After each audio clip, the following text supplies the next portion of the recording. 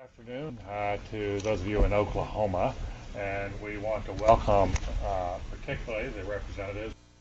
First, we have, I believe, Mr. Kevin Clazel and Mr. Ben Springfield. Do I have you right, or perhaps I do not have? Do I have you right? Gentlemen, Yes, sir. You do. Please go ahead. We're looking forward to hearing all about OK First. Thank you very much. After Hurricane Andrew, I was appointed to the Florida Hurricane Loss Task Force by Governor Lawton Chiles.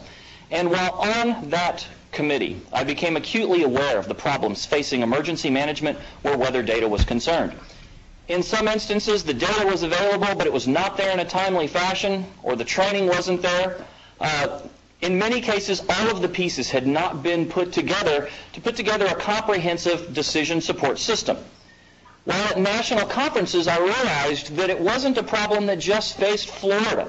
This problem was nationwide. And in fact, in Oklahoma, they had come up with some innovative ways with which to solve this particular problem. Now, those of you who are academics on the panel, you're going to cringe when I tell you that I left a tenured faculty position to come to Oklahoma and work as staff because I truly believed that this was the way in which meteorology could help folks at the local level. And so I did.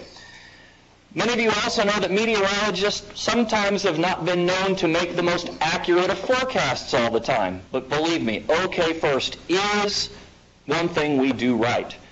Oklahoma is a microcosm of this country. We've experienced floods, blizzards, heat, drought, tornadoes, ice storms, and unfortunately even terrorist events.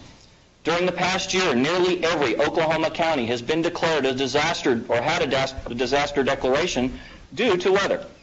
OK First is an all-hazards decision support system. It's used to do everything from protecting lives and property to making economic decisions in state and local agencies throughout Oklahoma.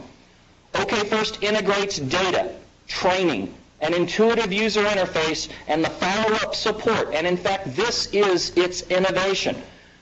We empower local emergency managers to make proactive decisions, not reactive ones. And other programs have components, single components of these, but not the total package. 2 weeks ago, in an OK First training session, we had the emergency manager for Cordell, Oklahoma in. 4 days after that training session, his town was impacted by a devastating tornado. The town of 3,000 had warning because that emergency manager used the OK First system to proactively deploy spotters. And although 1 in 4 buildings were destroyed in that community, 9 minor injuries and no fatalities resulted. With me today is the Emergency Management Director for Lincoln County, Oklahoma, Ben Springfield. He's been with the program since its inception in 1996. Ben? Thank you, Dr. Clazel. Prior to attending classes at OK First, I had to depend on news broadcasts to give me advanced warnings for the people of my county. Lincoln County has approximately 970 square miles and a population of 30,000. It's an agricultural community and it has a very low tax base. During the first 8 years as emergency manager, my yearly budget was $1,000. I couldn't afford to purchase radar products that were being distributed through several vendors throughout the country. My county has no radio or TV stations, so all broadcasts come from Oklahoma City, 31 miles away. The historical problems with news station weather broadcasts were amplified on the night of May 3rd, 1999. Several tornadoes struck the Oklahoma City metro area. Up until the time of the Oklahoma City devastation, the TV stations were treating that as a weather event. When the city was hit, it became a news event. And all the people in the path of the still-moving, violent tornado left without possible life-saving information. Because this has happened many times in the past, several hundred citizens of Lincoln County have purchased scanners and two-way radios to monitor our emergency management activities during severe weather.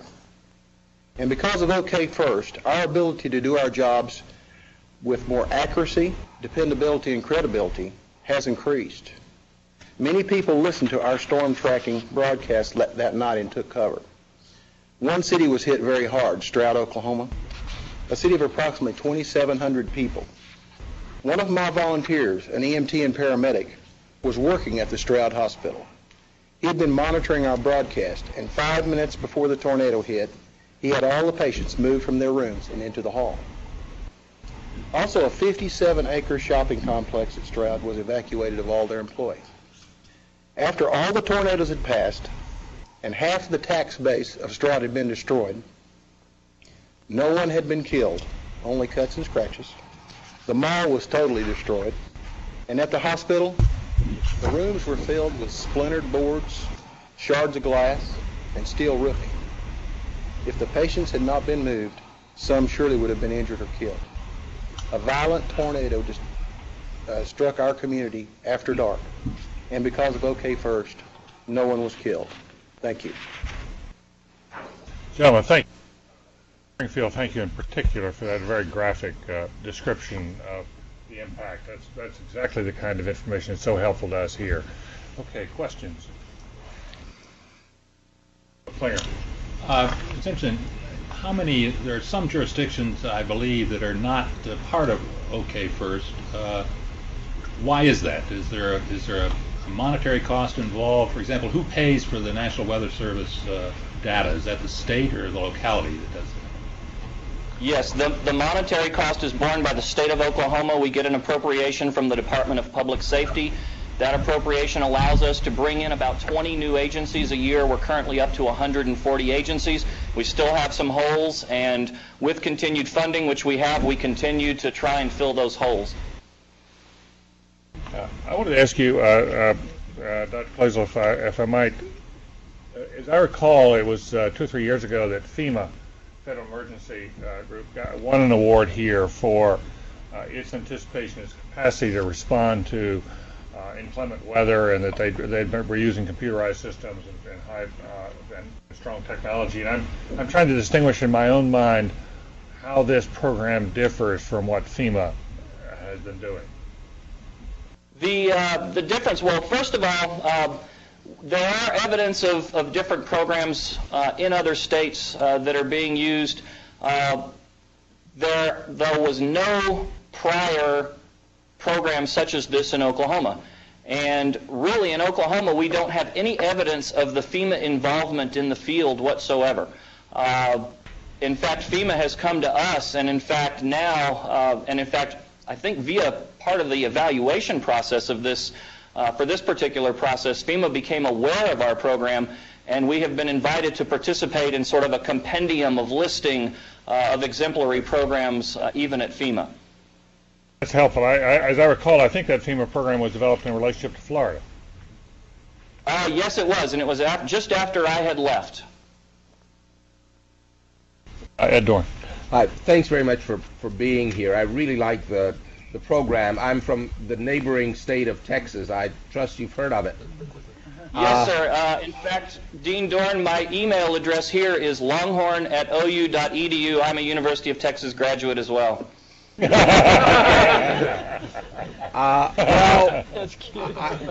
thank you. I appreciate that.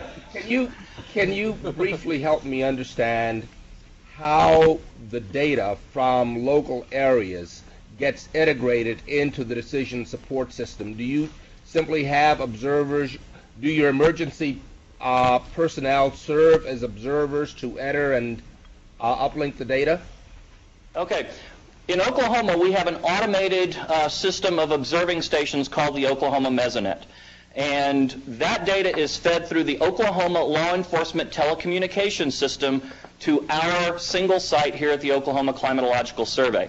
And then our folks make products that are then disseminated to the local level to provide emergency managers with the ability to make proactive decisions. Then, once those emergency managers are properly deployed, let's say that they have spotters put into the right places, then those spotters are responsible to providing those reports back to the National Weather Service so that the National Weather Service can issue warnings. So our spotters are not only using data to protect their local community, but they are also helping to improve the federal national warning, or the warning system, so to speak, of the National Weather Service.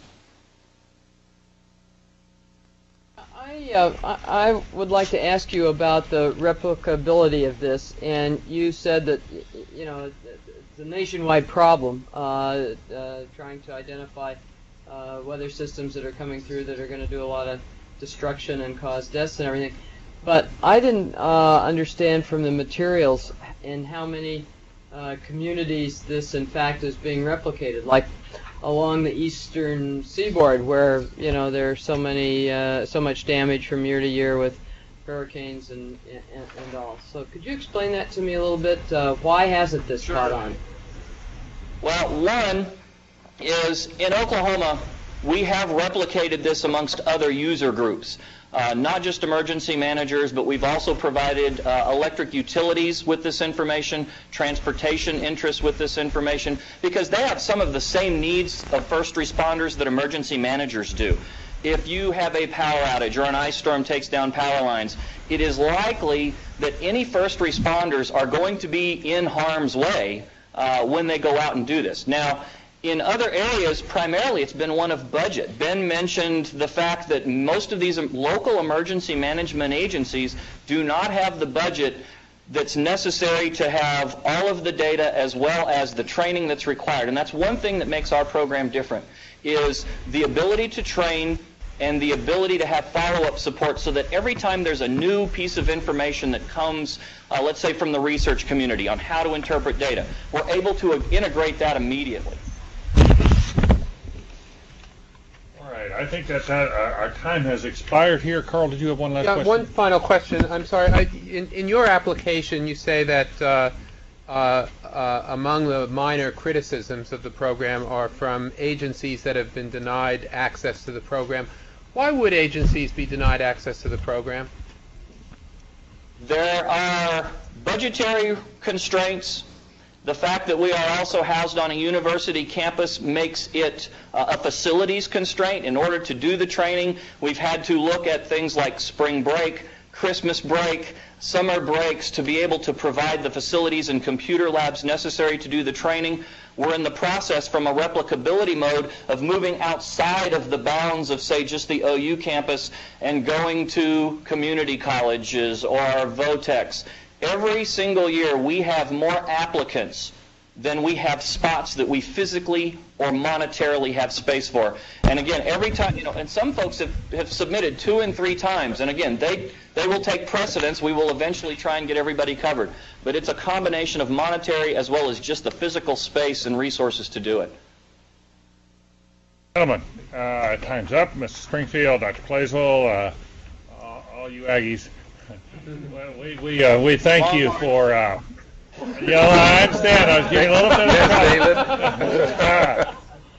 Dean Dorn, straighten him out. Springfield in there probably is now. You better watch yourself. We thank you both for being here. Thanks. Thank you.